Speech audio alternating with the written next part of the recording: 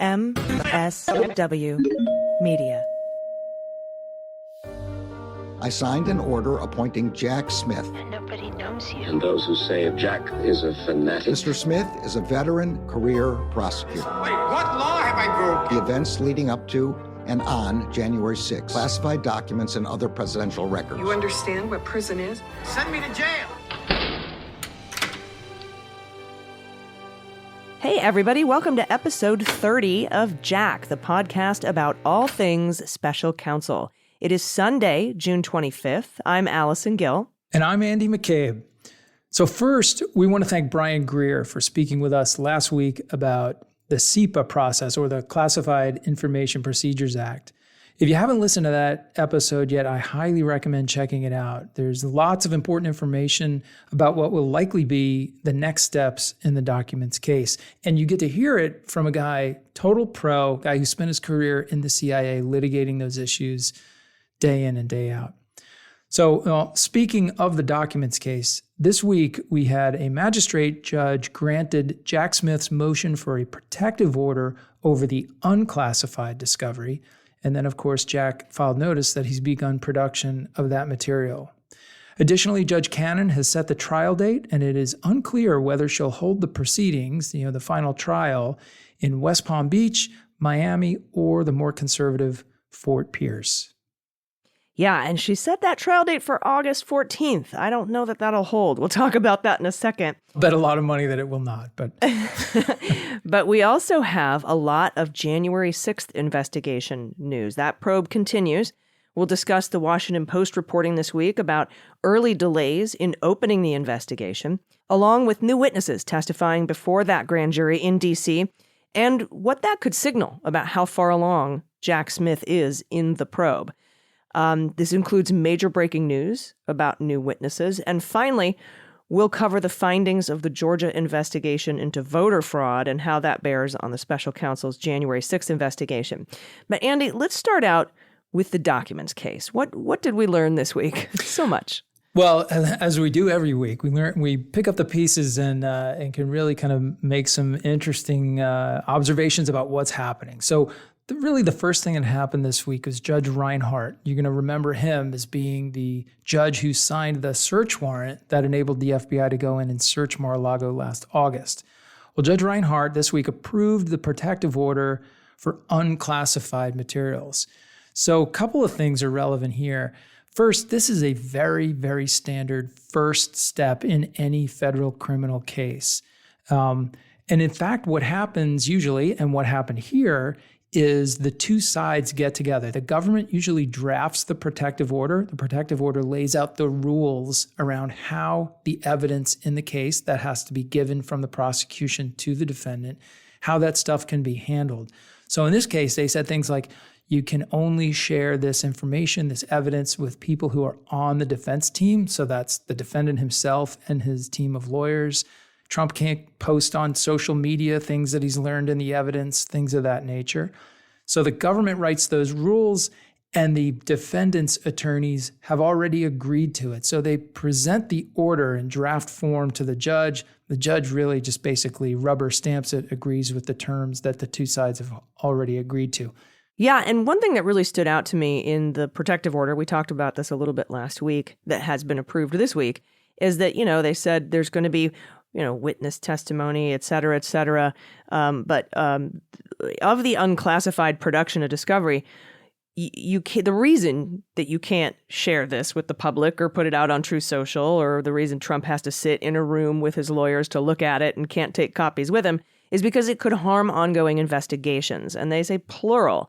So I don't, Andy, I'm assuming they're like, what other ongoing investigations? If this is it for the documents case, I imagine maybe there are some cross witnesses in January 6th or the riot. I'm not sure what other ongoing investigations that he's talking about, unless that's just something you put in the standard form to say that this is why there's a protective order. But he mentions that specifically. It is pretty standard language, but for a lot of reasons that are relevant here to this case.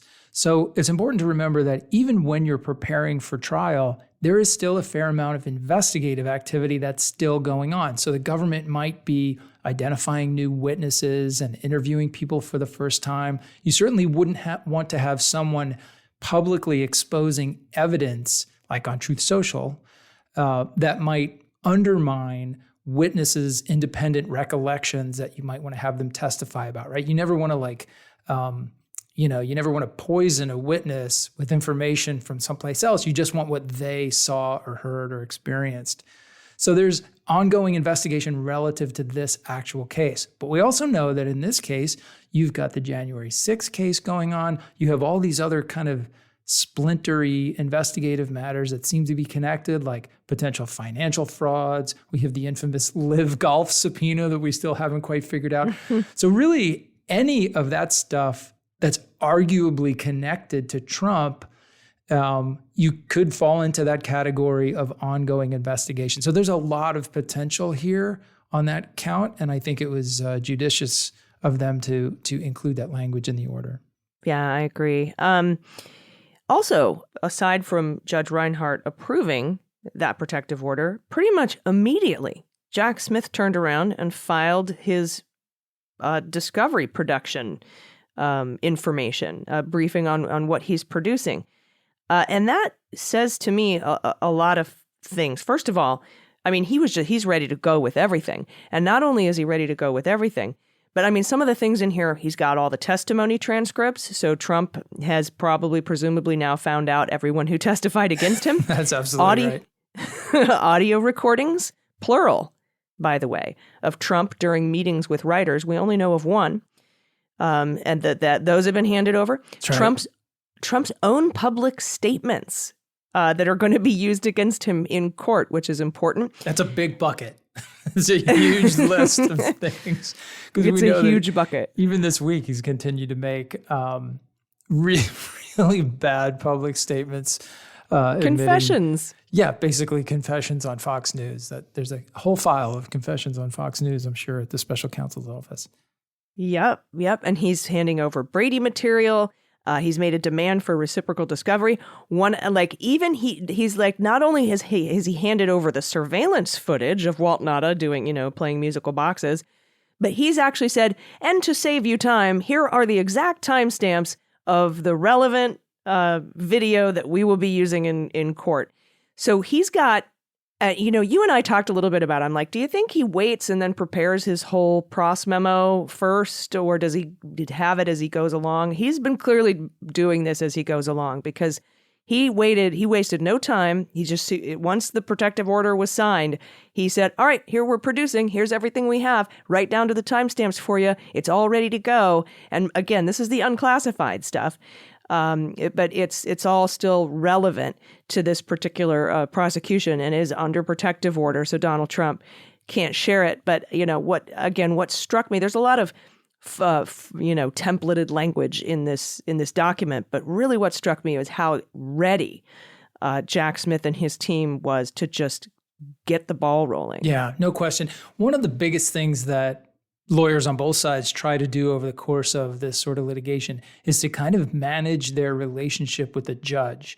And so they're very conscious of not wanting to ask for too much. Like if I make the judge mad now, they'll take it out on me later, that sort of stuff. So I see part of this as being the special counsel team wants to start out on a very solid footing with this judge. Like, hey, judge, we're ready. Here's all of our stuff prepared ahead of time. We're not delaying at all. We are not going to slow this thing down 1 minute. We're going to do the opposite. We're going to try to meet all our obligations immediately and keep the pressure on the defense. Now, the defense, they have a lot of options to slow things down. I'm sure we'll see that later. But again, I see this as part of the issue of trying to manage that relationship with the judge.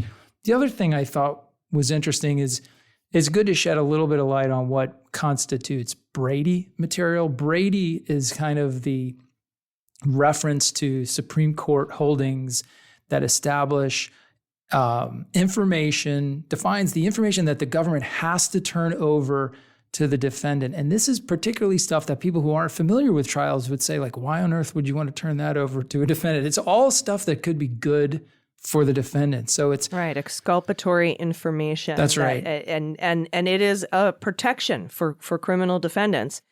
as is like the Fourth Amendment or your ability to plead the Fifth. That's exactly right. It protects you from the government withholding any evidence that might help your case. They can't do that. We saw it in Manafort. Do you remember when he got some additional stuff from Rick Gates? And Mueller was like, oh, we just got some additional testimony from Rick Gates that could be exculpatory under Brady for Manafort. Here, we're handing it all over. Here. You know, and that protects the case. The Brady laws recognize the fact that the government has many, many more investigative resources than the defendant does. And whenever they come across information that's relevant and helpful to the defendant, they have to turn it over. So it's, exculpatory, like you said, could also be information that could mitigate or reduce the defendant's potential sentence exposure, or information that you could use to attack one of the government's witnesses when they testify. So if I'm the government and I have a witness and I know that this witness maybe committed fraud at some point in their life, took a fraud conviction, I have to turn that over. Even though it's not relevant to this case, the defendant's attorney might want to attack my witness on cross-examination and expose the fact that they've been convicted once before, essentially of lying or committing fraud. That's relevant to what they call the witness's truth and veracity, like their history of telling the truth or not. So like all that bad stuff Rick Gates did, That's the exactly government right. had to say, look, this guy's a scumbag. He's our witness. Here's all of his scumbag stuff. Exactly. And we have to hand that over. And if they don't, that's detrimental to the case. If you withhold Brady material knowingly, I mean, that's if you commit a Brady violation, that's reversal. So that could, that can reverse a conviction, throw the entire case out permanently. So that the stakes are pretty high. Yeah. Also, some stuff going on with Judge Aileen Cannon, our favorite. As I said earlier, she set the trial date for August 14th of this year, folks, not next year. It is a rocket docket down there. They get things done very fast, and that is probably the next available date because the government said we would need 21 days. So that's probably the soonest a 21-day trial could happen, and so she scheduled it. But as Brian Greer told us, former assistant general counsel over at CIA, CIPA expert, there's going to be so many motions and we haven't even gone over the handing over of the classified documents in discovery. This is just all the unclassified stuff that's been approved recently and production started on. All of that stuff is going to be litigated behind closed doors with the judge, the DOJ, the prosecutors, the defense counsel. Motions in limine regarding the classified documents are going to happen all behind closed doors. All of that stuff's going to take time. I imagine even with the unclassified stuff, Andy, in this motion filed, or the briefing filed by Jack Smith about what he's starting to produce or what he has produced, there's a demand for reciprocal discovery from the defense team over to the Department of Justice. And I imagine Trump's going to be like, we need 10 million years to hand that over. And so then there'll be a battle about the briefing schedule for that and the discovery. A brief. It's a beautiful brief. It's the best brief. Tremendous. You've never seen anything like Nobody's ever seen this. They said, sir, this is the best brief. The brief called me with tears in its eyes. Sorry. Yep. People have asked me to stop doing the Trump voice on this very serious podcast. Okay. I apologize. All right, I'll stop as well. You're teaching me bad habits. I'm sorry. I gotta straighten up my game here. I probably won't stop. But those things are going to take months and months, as Brian Greer predicted, and many experts have said. This trial might not start until after the election because of all of that stuff that has to happen under CIPA processes before we even get to public motions in limine, trying to get rid of the Corcoran notes or whatever, which would trigger that 11th Circuit appeal pretty quickly, but it's still going to take time. Yeah, and like you just said, any one of those adverse rulings, particularly against the defendant, will likely launch it into a series of appeals, and that slows things down even more. So, yeah, the August 14th is it's fun to think that might happen, but it's really not. And I'm hoping Jack's just like, here's all my things. Whatever you want to object to, just do it in bulk, so we only have to go to the 11th Circuit once, okay? Because we don't have 6 times to go 2 months up to an 11th Circuit appellate. But I imagine as the 11th Circuit was pretty expedited in the special master case. I don't know why I just said that like Christopher Walken. Special master case. Wow. I imagine it would be expedited here too. But again, even expedited 11th Circuit Court or Circuit Court of Appeals rulings take 2 to 3 months. So it's, delay. We'll see that. And part of that is hard to avoid. They're complicated issues and they have to be researched and briefed. And then, the movement submits a brief. Teach the judge what the words mean. That's right. And then the other side gets to file a response brief, and then the movement gets to file a response to the response. So that process really drags out. I think the really interesting question that came up is the one you mentioned about where all this is going to take place. So as I understand it, the judge has indicated that she's going to basically start this case in Fort Pierce, which is where she sits. She is the only judge in that courthouse. It's another kind of satellite courthouse from Miami, and that's her home base. So she's going to start there. Doesn't necessarily mean that the trial will be there, but it could. So really, it could be there. It could be in West Palm Beach, which is another slightly larger kind of satellite office, or it could be in Miami. The big thing, though, is wherever the case is, that's essentially where they will pull the jury from. And when you start thinking about whether or not the local population is more or less friendly to the defendant, that raises some real issues for the prosecution. Yeah, although I will say I doubt that Jack Smith hasn't thought of that. Oh, sure, yeah. He seems like the kind of guy I don't care where the case is or who the judge is. These are the facts, and I have the facts, I'm going to pound the facts. I have the law, I'm going to pound the law. They can pound the table all day. So kind of a baller move, honestly. Yeah, it is. And it does. He's not trying to play games, right. Try to get it in D.C. or, a friendlier venue and bend the rules around it to make it happen. He's like, nope, a crime's happened in Florida. We'll go down there. Judge Eileen Cannon, bring it. Fine. Yeah, he's insulating himself and his team and the prosecution from all kinds of potential complaints and motions and or even just the appearance of unfairness or rigged a game or any of that nonsense. He's really gone overboard, I think, to address that.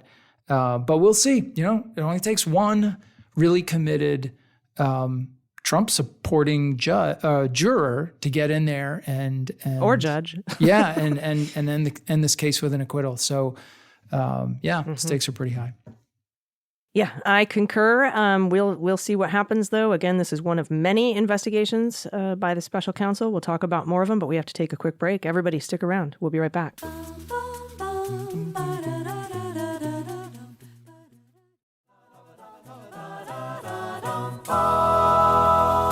And we're back. All right, AG, we have got to move now to, of course, the January 6th case, but that amazing article in the Washington Post this week from Carol Lenig, who tells the story essentially of what seems like reluctance on the part of the FBI and the Department of Justice to really start the January investigation, focusing at the top and the sort of pushback that went on behind the scenes. So what do you think about the article? Well, I have my own feelings about this article. I want to start off by saying that the fact that it was delayed to open this case for 8 months is bad. I don't disagree with that. I don't think it would make a difference if Trump were indicted 8 months early or 8 months late. If a Republican gets into office in 2024, it'll be pardoned. So I don't really see. I understand we want to get this done before the election, obviously, but being convicted of any of these crimes, it will not stop him from running for or even winning the presidency if we don't vote. There's nothing that bars him from holding office, unless, of course, somehow the DOJ goes through the third section of the 14th Amendment, but that's a whole other show. I would have called this article Trump Holdovers Sabotage Opening of 1-6 Probe. That's the way I would have put it.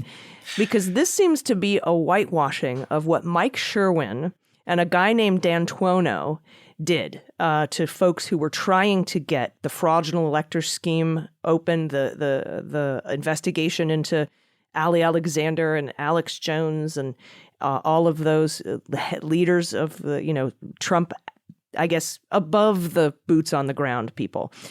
And when you read the article, all of the information in it sort of supports my thoughts here, right? Cooney, first of all, J.P. Cooney, who now works under Jack Smith, came to Mike Sherwin in February of 2021, a month after the insurrection. And he said, I want to open an investigation into Alex Jones, Ali Alexander, Roger Stone. And Sherwin said, no, you don't have the evidence. And then Sherwin met with Garland the following month when Garland got there and told him, we're doing a boots on the ground. We're doing a bottom-up investigation. We're starting with the boots on the ground. That's the way to go. Here's where we are with the Oath Keepers. He didn't allow Cooney to attend that meeting, nor did he bring up the fact that Cooney wanted to open that investigation or that Cooney thought it was predicated. So Garland just didn't have that information. And then it wasn't until November, 8 months later, when after a lot of hemming and hawing and delay by Republicans in the Senate, did we get a D.C. U.S. attorney, and did we get Olson, who is the a NatSec assistant attorney general. That's the team that would investigate the top of the coup. Yep. They didn't even get there until November. But as soon as they got there, Andy, Graves put Wyndham in charge of the January of investigating the fraudulent electors. Brought and him Stone in from Maryland to do that, yeah. Brought him in from Maryland. And then Wyndham's like, all right, cool. Ready? I'm going to subpoena all these guys. I want to subpoena Stone. I want to subpoena, I need to get Eastman's phone. I need to get Clark's phone. And D'Antuono told him no. And Andy, you and I talked about this early on in the show. Why was it the Inspector General agents from DOJ that seized Clark's phone and Eastman's phone and Scott Perry's phone? Why? And then the DOJ had to come in and put in a second warrant. We called it the search warrant two-step to get what was on those phones from the Inspector General. And it appears that that's because Wyndham couldn't get the FBI or D'Antuono to sign off on these search warrants or subpoenas. So he went around. This was the workaround that him and Graves came up with. Was we'll go to the inspector. We'll go to the postal inspector. We'll go to the DOJ Inspector General. We'll get them to seize the phones. The DOJ had Eastman, Clark, and Perry's emails and information well before the January 6th committee got them. And I'm not just guessing or going off of the Washington Post reporting. It's an unsealed court filing. That's right. That shows when that investigation began. It didn't. The Washington Post here says it didn't get opened until May or June of 2022 or April of 2022. But they were investigating it, circumventing the FBI that was being reluctant to allow them to do this as far back as November of 2021. So that whole thing was sort of left out of this article. And also what was left out of this article was Sherwin's previous shenanigans with trying to sabotage the Oath Keepers investigation. So I'm a little on a different side of this. Now, I'm not saying, and I've asked, why didn't Wyndham go to Garland? Why didn't somebody go to Garland and say, dude, what's going on? We can't get search warrants. We can't get this. Why wasn't Garland more hands-on there or have a bigger sense of urgency or put more resources into this? And that is a problem. And I've long criticized that. But I'm afraid that it wasn't the Department of Justice. It wasn't Garland who was saying no to these things. It was the FBI, D'Antuono, and Sherwin, who was the previous D.C. U.S. attorney. So those are kind of my thoughts. And I was wondering what you thought about that, because when I talked to Pete about it, he was like, well, that kind of stuff generally, if Wyndham couldn't get a subpoena or whatever from D'Antuono, that's not the kind of stuff that goes up to the attorney general. It goes up to Graves, the U.S. attorney. And then they figure out, we'll just go to the IG or something like that. But it seems like there's a lot that Garland didn't know. It does. I have a lot of concerns with the stuff in the article. And I should, to be fair, I've been the subject of articles like this before when I was leading the FBI, and I know that what actually happens in meetings is hardly ever accurately reflected in articles about meetings and decisions and things like that. There's always more to the story than what we get in the reporting. That's just the nature of things. It's not to say it's bad reporting. But so with that caveat that there's probably more to both sides of this story, there's a couple of things that really caused me great concern walking away from it. The first and most kind of remarkable thing to me is the absence of Chris Wray in this whole process. So the article makes clear that there was a decision made at headquarters early on that the Washington field office would handle the January 6th case and that headquarters would not get involved. And that's posed as some sort of like, oh, this is a great correction from the many mistakes made by the prior regime, i.e. me and my colleagues, of, having a strong headquarters involvement in the biggest, most impactful cases, which I should add is a long, the entire history of the FBI is basically that, right? The biggest, most impactful national, international cases, whatever, are typically managed pretty closely by headquarters. But I'll put that aside for a minute. Chris Wray, by my count, went 22 months without getting a briefing on January 6th, according to this article. If that's true, this is the FBI director doesn't get a briefing on what the FBI itself says is the largest, most complicated, most significant case in its entire history. There is no logical explanation for that. Combine that with the fact that they've basically pushed the entire thing off on the Washington field office, which is led by Steve D'Antuono, who, I was a little bit surprised when I found out he was running the office. I'm really not sure what sort of experience Steve has with hands-on management of large, complicated criminal or national security cases. Yeah, and I just want to throw this in here. During Durham's testimony this week in front of Jim Jordan's House Judiciary Committee, Jim Jordan spent several minutes praising D'Antuono. Yeah. And so that makes him sus to me, just based on that. Well, he's done a bunch of sus things, as my daughter would say. Steve D'Antuono is the guy that got up in front of the country on either the day of or the day after January 6th and said the FBI had no information to indicate that there'd be any hostility or something. I don't remember how exactly he phrased it, but he basically said the FBI knew nothing. And we now know that was absolutely not true. In many of the January 6th defendant cases, through the course of discovery, like the kind of discovery we're just talking about here, we now know that there were numerous FBI informants who were in touch with the Oath Keepers, the Proud Boys, and others, and talked about, the planning and things that were going on. So that's Steve D'Antuono. We also know Steve D'Antuono notably went in and gave, I guess, private testimony to that Jim Jordan committee and said a bunch of very critical things about the Justice Department. He's the guy who allegedly refused to execute the search warrant for Mar-a-Lago until he was essentially forced to do it. He seems like the bottleneck, right? He seems like the bottleneck. Right. If you have a leader of the field office who's really kind of out of step, at least with the way the Justice Department sees the investigation in the case, and you also have no involvement by the deputy or the director of the FBI or the deputy director of the FBI, that's a situation where you could get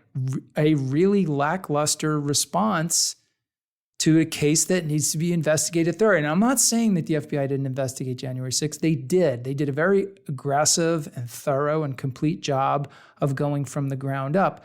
But they waited a long time before they turned their investigative focus to Donald Trump and the people around him. And the danger of that is... It wasn't even until Graves got there, sorry to interrupt you, that they were able to nail down the Oath Keeper seditious conspiracy case because Sherwin messed it up. That's right. So yeah. The danger there is you lose time, you lose evidence, you lose memories, you lose track of people.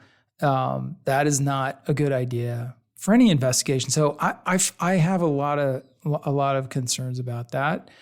I also think that, again, trying to be fair here, a lot of the meetings that are referred to in the article at DOJ and other places where they're talking about, should we shift the focus to look at the bigger fish, the targets up above, and decisions are ultimately made not to do that because DOJ and the lawyers involved decide maybe there's not enough evidence to open particular cases.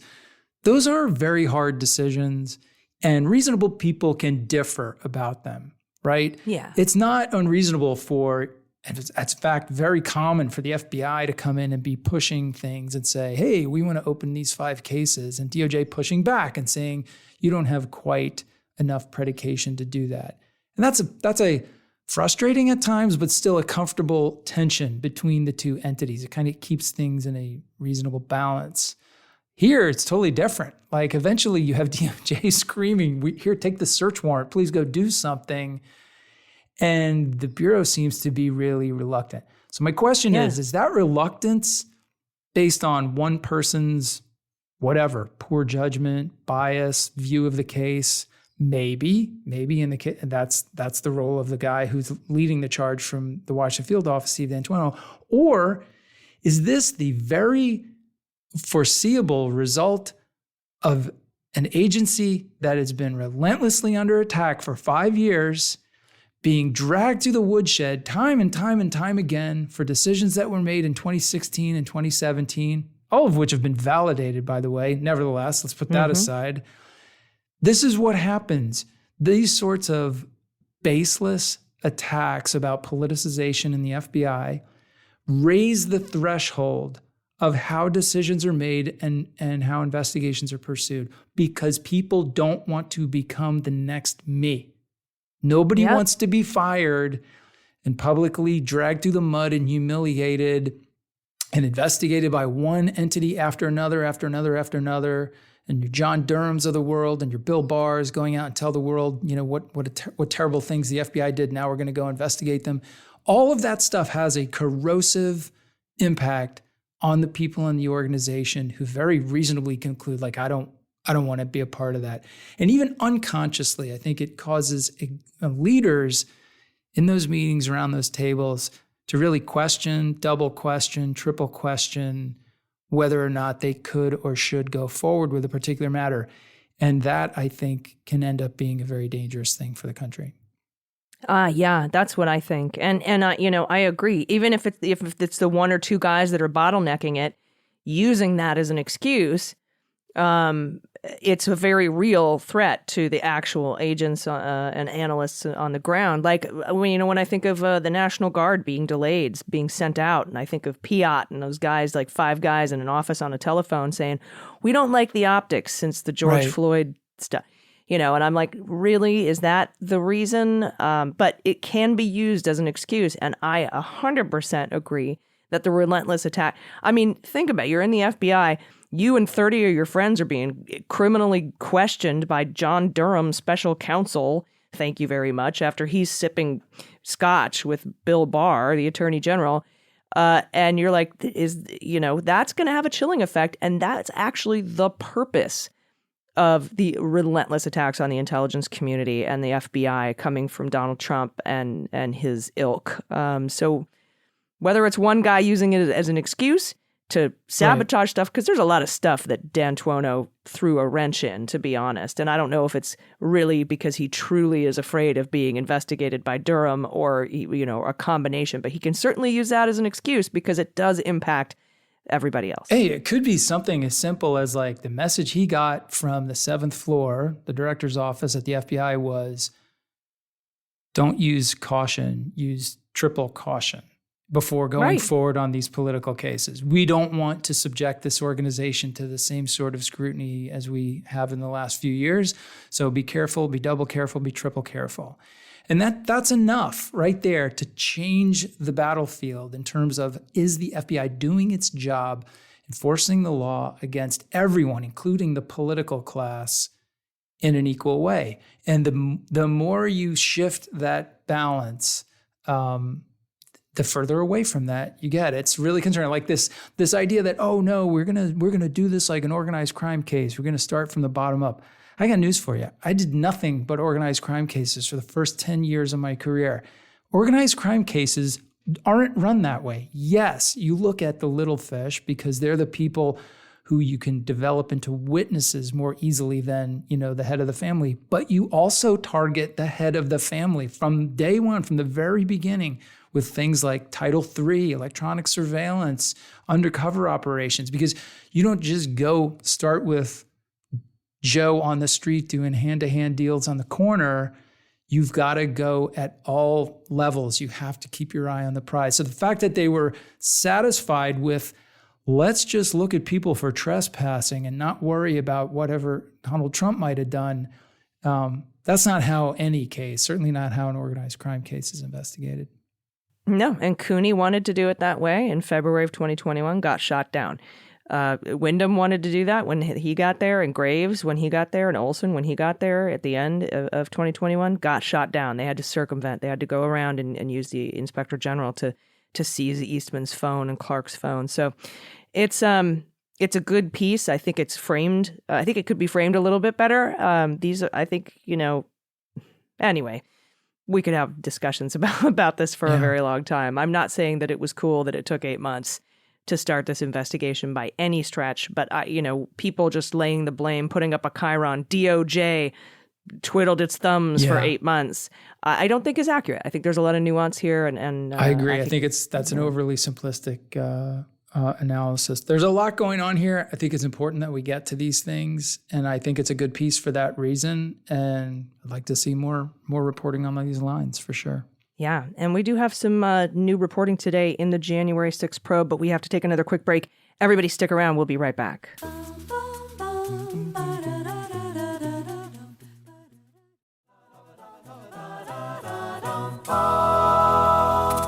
All right, everybody, welcome back. News today, we have new testimony in the January 6th probe in D.C. That grand jury is still working. Now, last week, Andy, we talked about the 2 Nevada fraudulent electors that testified. Well, this week, per NBC, Gary Michael Brown was seen entering the Prettyman Courthouse where the January 6th grand jury meets. He was the Deputy Director of Election Day Operations for Donald. He helped coordinate the fraudulent electors. He helped put pressure on state legislatures to turn in fraudulent slates of electors. He's also repped by Stanley Woodward. I mean, who isn't really at this point? He's got an Employee of the Month plaque up in the bathroom at Mar-a-Lago, I think. He is paid for by the Save America PAC. And Andy, you and I discussed the possibility. I said, you know what? If these guys are coming in now, these guys had their phones seized. If you're coming in to testify to a grand jury, I don't feel like you're a target. I feel like you're a witness. I feel like these guys have flipped. And I think you were like, yeah, I mean, generally you don't bring a target in, and these are lower level folks in the fraudulent elector scheme. But we just got news today from Paula Reed at CNN.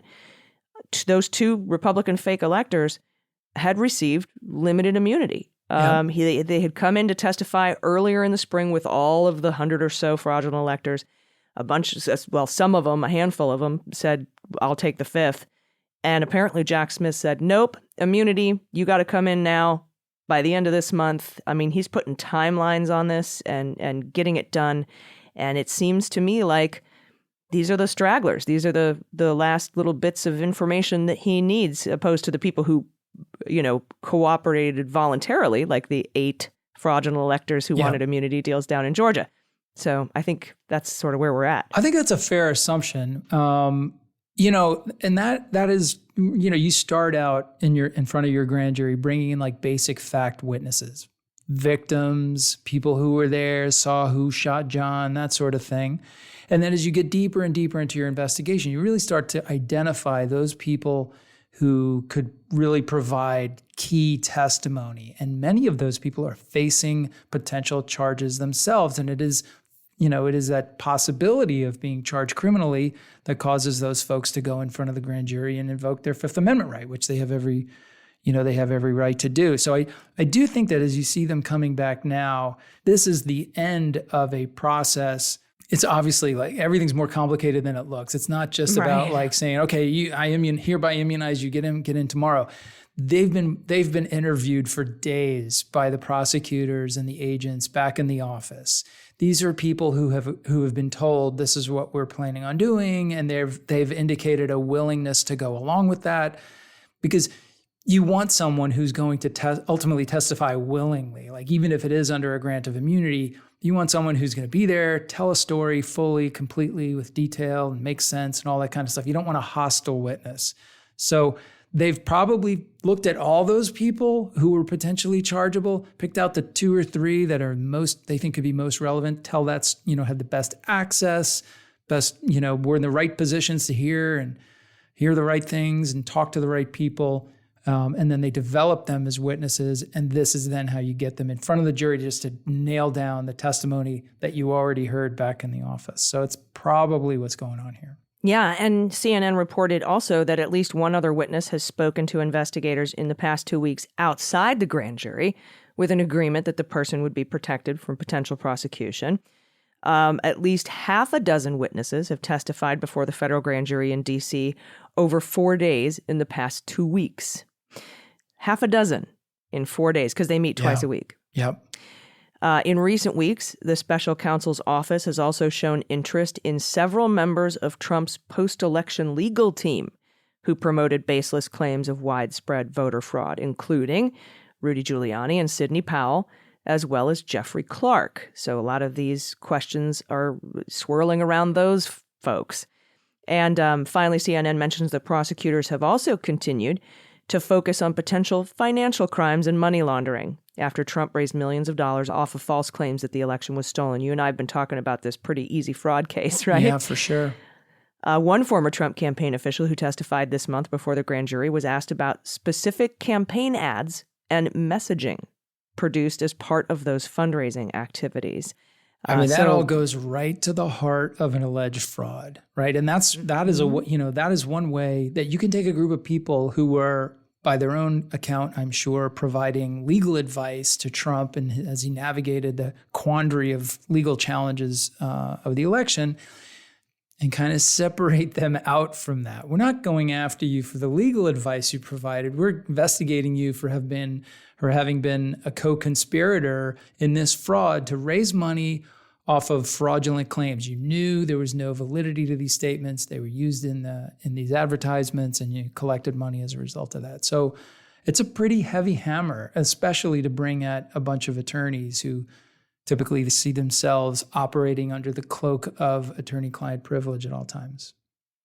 Yeah, and I wonder if these fraudulent electors, like for example, the Nevada guys that recently testified last week, the 2 Nevada Trump electors were given limited immunity. The state's Republican Party chairman, that's Michael McDonald, we talked about him, and Jim DeGraffenreid, they both testified. They spoke to the grand jury about the actions of Nevada's former GOP attorney, General Adam Laxalt, and Jesse Banal, a lawyer who worked for the Trump campaign in Nevada. So it's unclear as to whether these fraudulent electors are part of a larger investigation into Donald Trump himself with his pressure campaign to state legislatures to hand over fraudulent electors, or if they're simply building cases against Rudy Giuliani and Eastman and Jeffrey Clark, and then maybe going up from there. It's unclear also whether Jack Smith is going to charge the money laundering, big lie thing separately from the fraudulent electors thing, separately from the incitation of the riot at the Capitol, separately from Trump's Pence pressure campaign, separately, or if he's going to roll this all up into, I don't know, a RICO. I mean, it's hard to know by just the little bits of crumbs that we get coming out of just seeing people headed toward a building. To know exactly what's in his head, if he's going to wait and charge everybody at once, if he's going to start charging Eastman first and Clark and then rolling up from there like Mueller did. It's Mueller was never going to charge Trump, but you know what I mean? Yeah. It'll be interesting to see. I think that's, I don't have anything to base this on, but it feels like biting that, swallowing that entire burger with the first bite would be hard to do. You got to imagine a case that comes on very, very strong charges. If the Mar-a-Lago case is any example, it's going to be a speaking indictment, and it's going to be based on, it's not just empty accusations, it's going to be based on verifiable fact. But I would expect that here, with the diversity of potential charges that it seems that they're looking at, it will be a situation where you see that initial indictment followed by numerous superseding indictments that add defendants or add charges to what will end up being a very, very large and complicated case. Yeah, it's definitely large and complicated. Whether he does it all at once or puts it out in piecemeal, we'll see. I have faith in him, though. I think he's a great prosecutor so far from what I've seen in the Mar-a-Lago documents case, and he's pretty speedy. So who knows when we could start seeing that. It could be any time between now and the end of the summer, I would imagine. Any day could be, I could be getting the call, get down here, get into the bureau. In fact, Andy, 10 minutes after we're done recording this episode, I'm going to go sit down on the couch and we're going to get, they're voting. They're voting. Voting on a true bill. I got the timing on that last one so wrong. I was like, it's going to be another week. And then bam, it came the next day. Then we'll have to record another second episode for the second week in a row.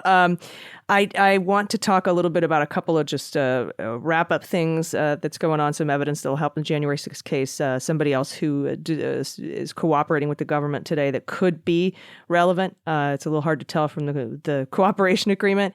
And then we want to take some listener questions, but we're going to take one more quick break, and we'll be right back with that. Stick around.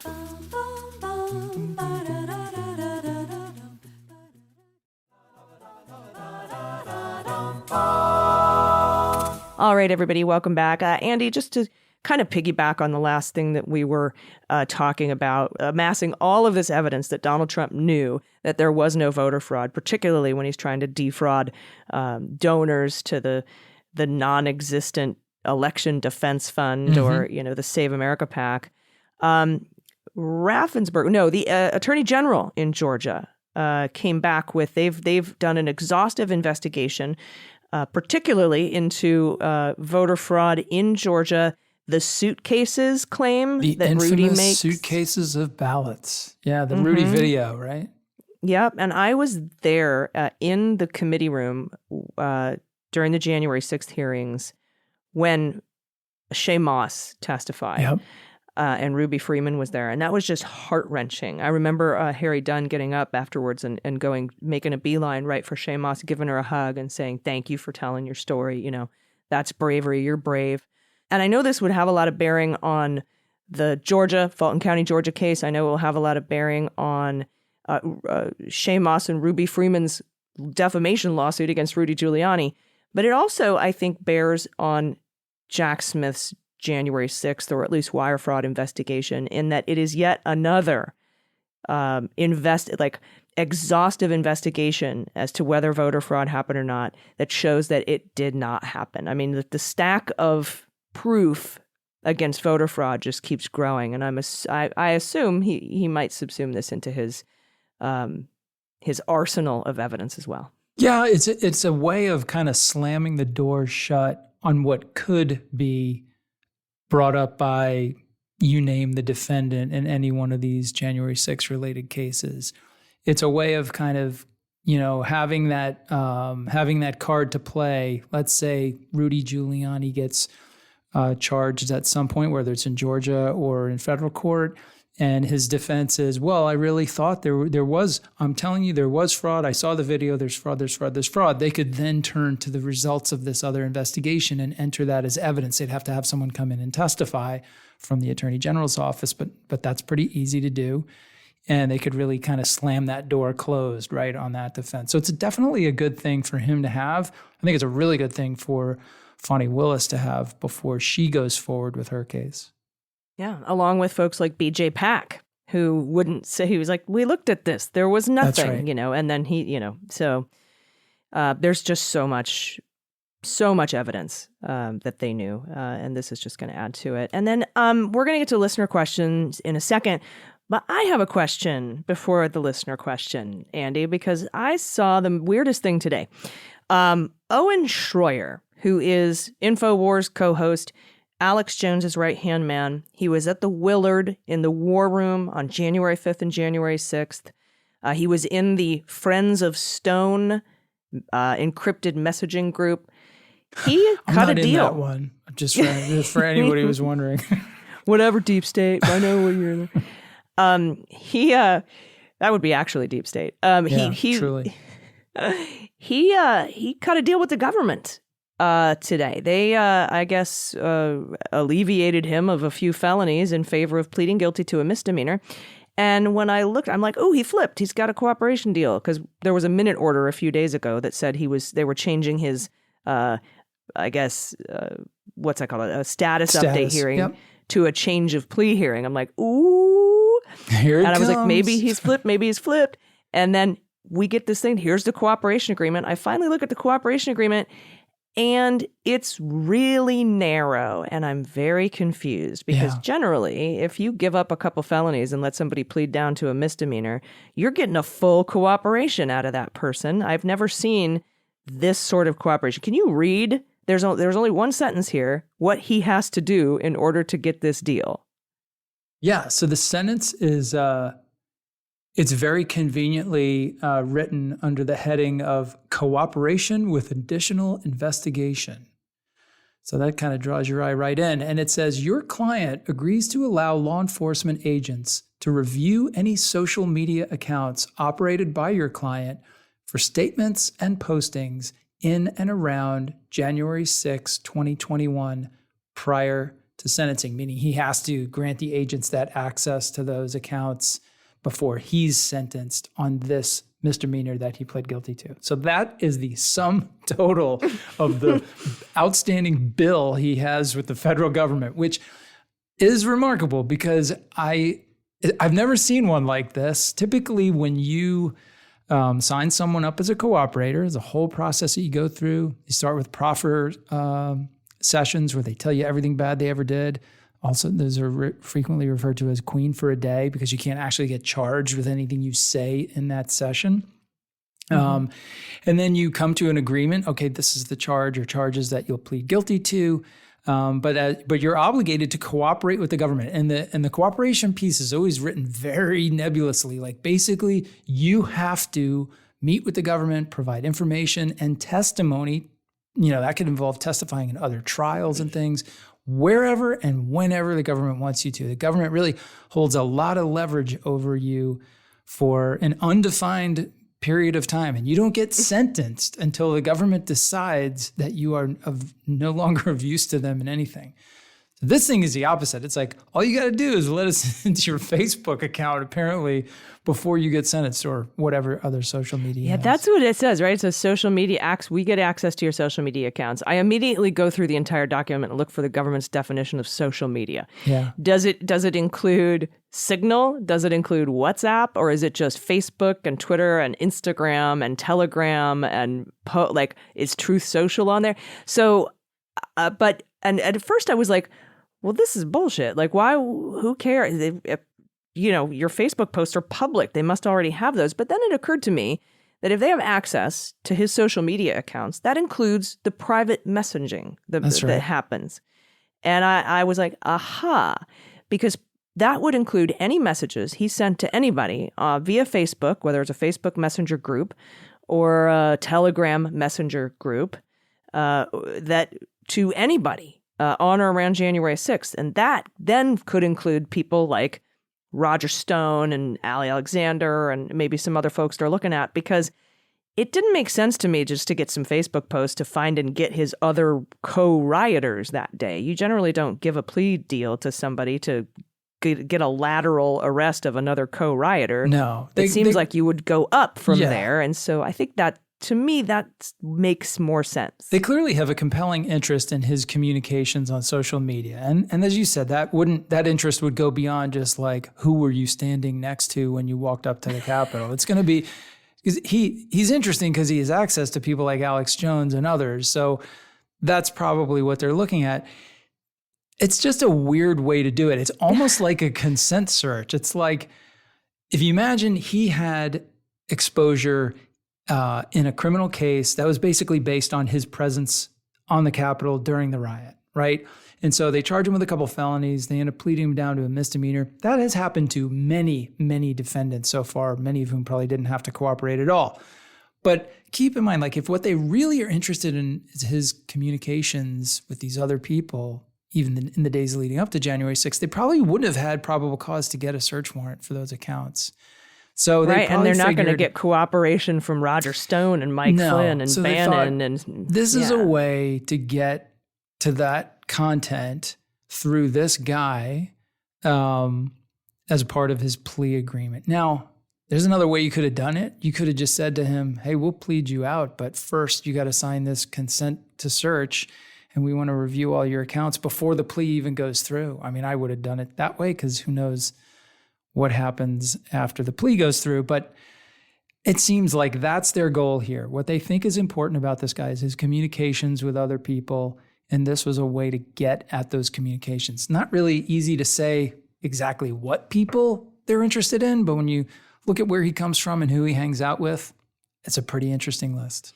Yeah, and I would imagine that the DOJ here doesn't really know what they're looking for either, because if they did know what was in there and they had probable cause to know what was in there, they probably would have been able to get a search warrant to get at what was in there. It's a bit of a fishing expedition via a plea agreement, which is, I've never seen that done before, but hey, good for you. Wouldn't you do the consent search? Right. Yeah, it just seems like, I bet there's some really juicy stuff in there. We don't have enough proof to get a search warrant, so we'll plead you down if you let us in. It's going to be interesting. It will. All right. Should we do some questions and then wrap this one up? Yeah, that sounds good. All right. So the first one is really just to tie back to a topic we talked about, I think last week. We talked a bit about sentencing. And this question comes from Joe. Joe says, I find it hard to believe that the penalty for illegally retaining a one-page classified document is the same as it would be for retaining thousands of pages of classified documents. Do I understand the law correctly? It doesn't make sense to me.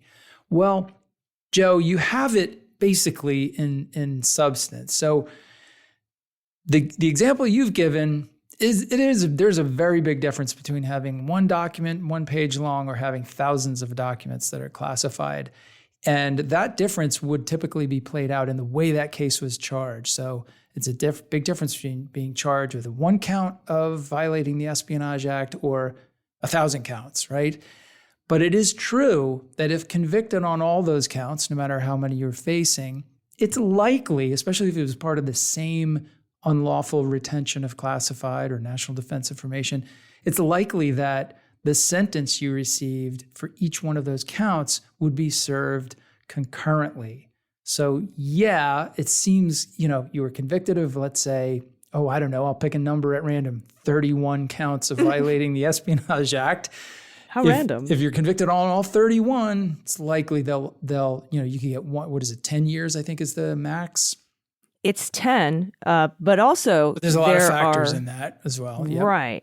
So it's not just limited to 10, and we saw that in the sentencing guidelines we went over. Right. As you noticed, it was 17 and a half to 22 years, and that is because of the number of classified documents. That is right.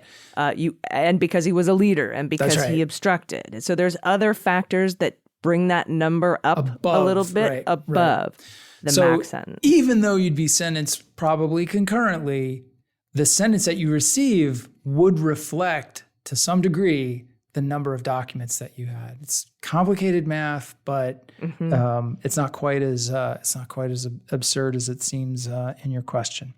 Yeah, it's like getting a VA disability rating. Yeah, you got 10% for your left foot, 10% for your right foot, 50% for your brain, and somehow that adds up to 30%. It's the government. You can't figure it out. It's the government. Nope. All right. So last question, and this is one I didn't get a name on this one, but a listener writes in, Andy, when you appear on CNN, where do you draw the line between giving law enforcement perspective and opining on politics? It's a great question. So I was very clear when I started with CNN that I was not interested in doing politics or political commentary. That where I come from is law enforcement and intelligence, and I think that's where I can help people understand those issues and comment on them. So I really try to I try not to appear on panels with people that I know are going to be like really very focused on politics, which is fine. That's part of what CNN does. It's just not really my thing. Where it gets a little tight is, I feel like, especially on criminal matters, I can maybe shed some light on like how investigations happen, how prosecutors make decisions, why some evidence is more important than others, or in the case of an accused person, why certain conduct is maybe more easy to prove guilt or flagrant or what have you. Where it gets tight is that there's so much criminal commentary to provide these days on political people.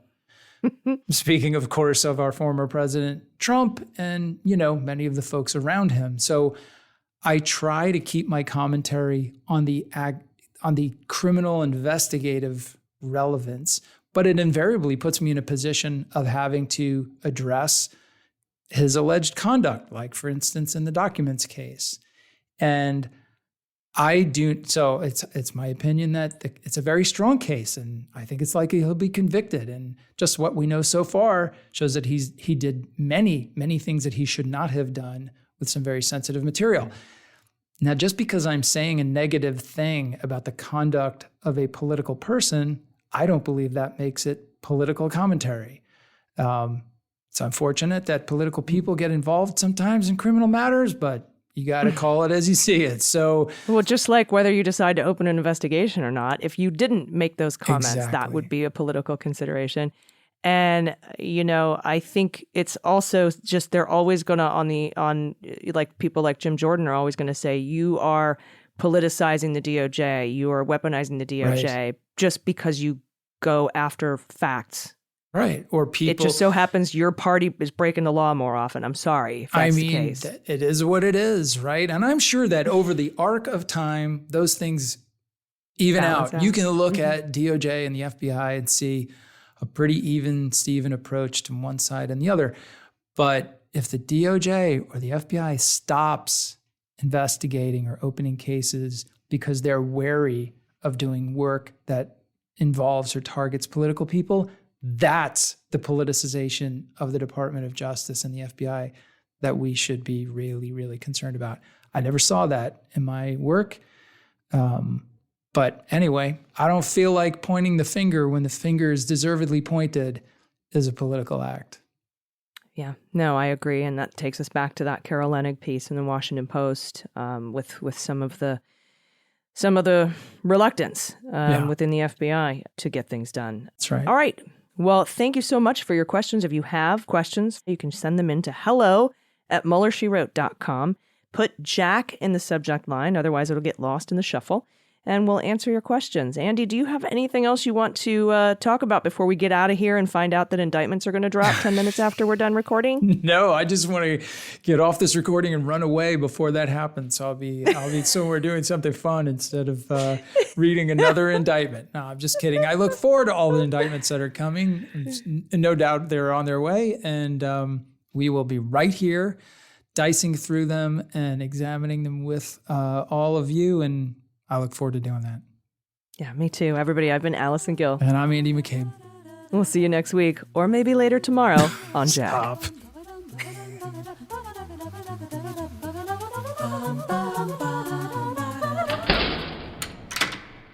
MSW Media.